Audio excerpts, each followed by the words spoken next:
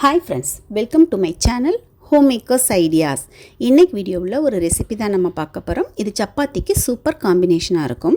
சப்பாத்தி அப்படின்னாவே யூஸ்வலாக நம்ம கறி குருமா இந்த மாதிரி தான் ரெடி பண்ணுவோம் இல்லைங்களா. இது பொரியல் டைப்பில் இருக்கும், ரொம்ப டேஸ்ட்டாக இருக்கும், ரொம்ப ஹெல்த்தியானதும் கூட. மிஸ் பண்ணாமல் இந்த காம்பினேஷனில் ஒன் டைம் ட்ரை பண்ணி பாருங்கள். ஸோ அது எப்படி செய்யலாம், அதுக்கு என்னெல்லாம் தேவைப்படும் எல்லாம் பார்க்கலாம் வாங்க.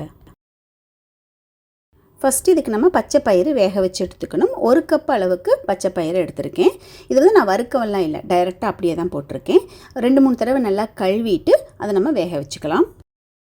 இப்போ இதை நல்லா கழுவிட்டேன். இதுக்கு தண்ணி ஆட் பண்ணிவிட்டு வேக வச்சுக்கலாம். பச்சை பயிறு முழுகிற அளவுக்கு தண்ணி ஊற்றிட்டு நம்ம வேக வச்சுக்கணும்.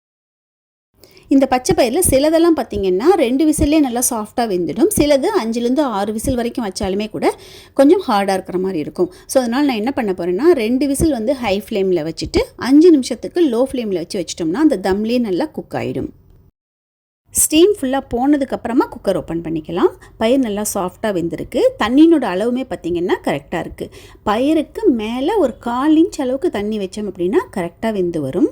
நம்ம செய்ய போகிற ரெசிபி பொரியல் டைப்பில் இருக்குது அப்படிங்கிறனால கரெக்டான அளவு தண்ணி வச்சோம் அப்படின்னா தான் பயிருமே சாப்பிட்றதுக்கு நல்லா டேஸ்ட்டாக இருக்கும். இப்போ இதில் பார்த்திங்கன்னா வேக வச்ச பயிர் எடுத்திருக்கேன். பீன்ஸ் வந்து ஒரு 300 கிராம்ஸ் அளவுக்கு சின்னதாக கட் பண்ணி எடுத்திருக்கேன். நெக்ஸ்ட்டு ஆனியன் பெரிய சைஸில் 2 ஆனியன் எடுத்திருக்கேன். பச்சை மிளகாய், கருவேப்பிலை.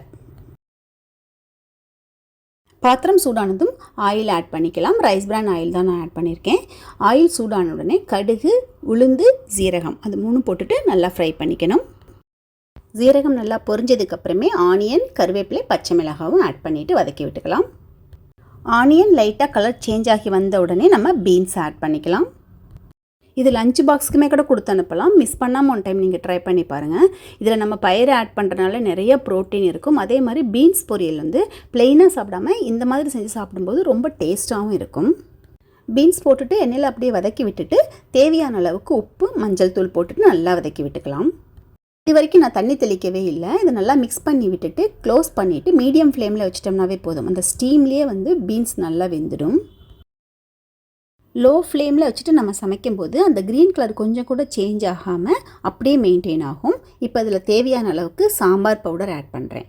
இந்த பொரியல் பார்த்திங்கன்னா காரம் கொஞ்சம் அதிகமாக இருந்துச்சு அப்படின்னா சாப்பிட்றதுக்கு ரொம்பவுமே டேஸ்ட்டாக இருக்கும். ஸோ தேவைப்படுற அளவுக்கு சாம்பார் பவுடர் போட்டுக்கலாம்.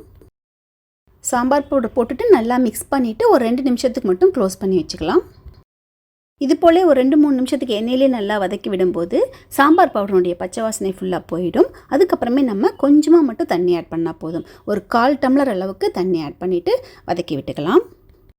இப்போ பாருங்கள், பீன்ஸ் நல்லா வெந்துட்டுது. நம்ம ஆட் பண்ண தண்ணியுமே ஃபுல்லாக ட்ரை ஆகிட்டுது.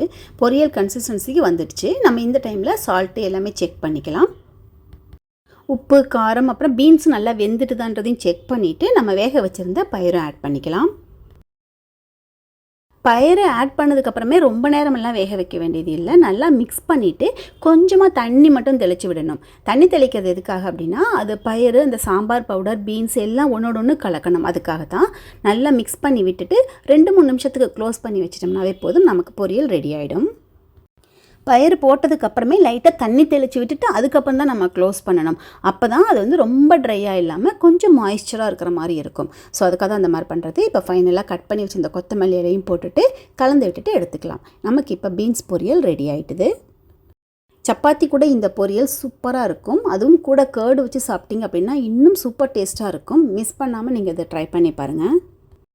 டின்னருக்கு ஆப்டான ஒரு ரெசிபி இது. மிஸ் பண்ணாமல் நீங்கள் ட்ரை பண்ணி பாருங்கள். இந்த வீடியோ உங்களுக்கு பிடிக்கும் நம்புகிறேன். பிடிச்சதுன்னா லைக் பண்ணுங்கள், ஷேர் பண்ணுங்கள், கமெண்ட் பண்ணுங்கள். ஃபஸ்ட் டைம் என்னோடய வீடியோ பார்த்தீங்கன்னா மறக்காமல் சப்ஸ்கிரைப் பண்ணுங்கள்.